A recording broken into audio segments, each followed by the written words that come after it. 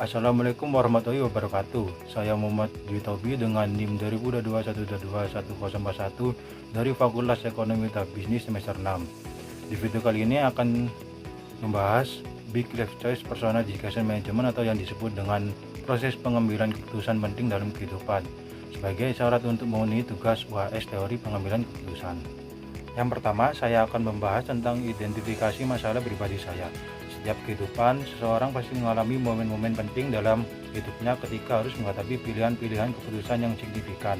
Saat ini saya mempertimbangkan 3 pilihan besar yang sangat saya pikirkan dengan serius.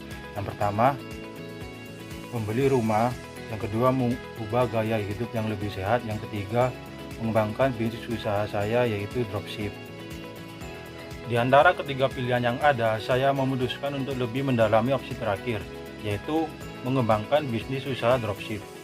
Ini merupakan langkah yang sangat penting karena berkaitan dengan rencana jangka panjang saya. Pilihan ini juga berdampak pada kondisi keuangan pribadi, perkembangan diri, serta potensi kestabilan hidup di masa depan saya.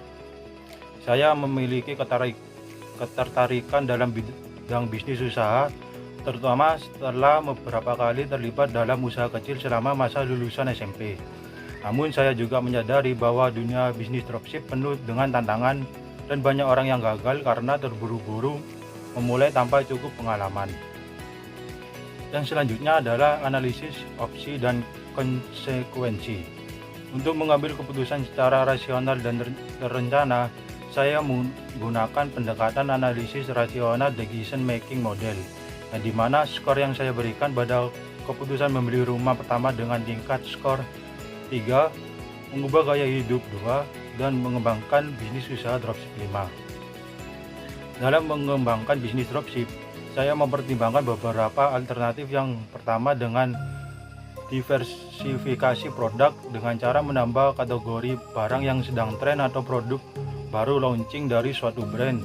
Selain itu, saya juga tidak bergantung pada satu jenis barang atau brand. Selanjutnya, saya membuat keputusan dan rencana aksi.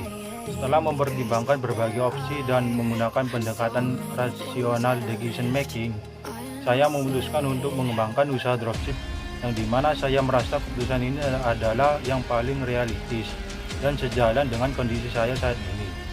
Pengalaman yang saya dapatkan dari lulusan SMP hingga saat ini menjadi bekal yang berharga ketika mengembangkan usaha bisnis tersebut. Selanjutnya, saya akan membahas soal bagaimana cara meminimalisir bias dalam pengambilan keputusan.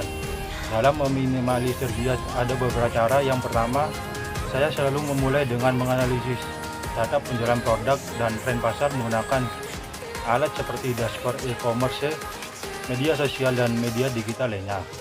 Yang kedua, pemilihan supplier atau seller. Saya tidak langsung memilih supplier pertama yang ditemukan, tetapi saya membandingkan beberapa supplier untuk dapat dilihat dari segi harga, kualitas, dan reputasi supplier atau seller tersebut bagus di kalangan dropship. Yang ketiga, saya membuat checklist kriteria supplier dan produk seperti kecepatan pengiriman, kualitas barang yang dijual, dan respon yang cepat. Dan terakhir, saya menghindari efek FOMO terhadap satu produk karena saya tidak terburu-buru mengikuti tren tanpa analisis agar tidak terjebak tren sesaat. Dengan cara tersebut, saya tidak hanya mengandalkan intuisi atau perasaan semata, melainkan menilai setiap opsi yang dapat dilihat dari segi manfaat, risiko, probabilitas, serta dampak jangka pendek dan panjangnya. Selanjutnya, saya akan membahas tentang situasi negosiasi dan bagaimana cara melakukannya. Dalam bisnis dropship, negosiasi sangat penting saat memilih supplier, yang dimana saya harus bernegosiasi kepada supplier atau seller soal harga, kualitas produk, waktu pengiriman, stok yang stabil, dan kebijakan review. Cara saya bernegosiasi kepada supplier atau seller, yang pertama, saya melakukan riset harga pasar agar punya data pembanding dari supplier satu ke supplier lainnya. Kedua, saya membangun hubungan baik dengan supplier karena komunikasi yang baik bisa membuka peluang negosiasi lebih fleksibel. Ketiga, saya menawarkan win-win solution. Misalnya, jika supplier bisa memberikan harga lebih murah, saya akan meningkatkan volume order. Jika negosiasi tidak berhasil, saya sudah menyiapkan alternatif lain agar tidak terjebak pada suatu pilihan saja. Dari topik awal dapat disimpulkan bahwa dalam mengembangkan bisnis dropship pentingnya untuk mengambil keputusan berdasarkan data dan analisis, bukan hanya intuisi semata saja.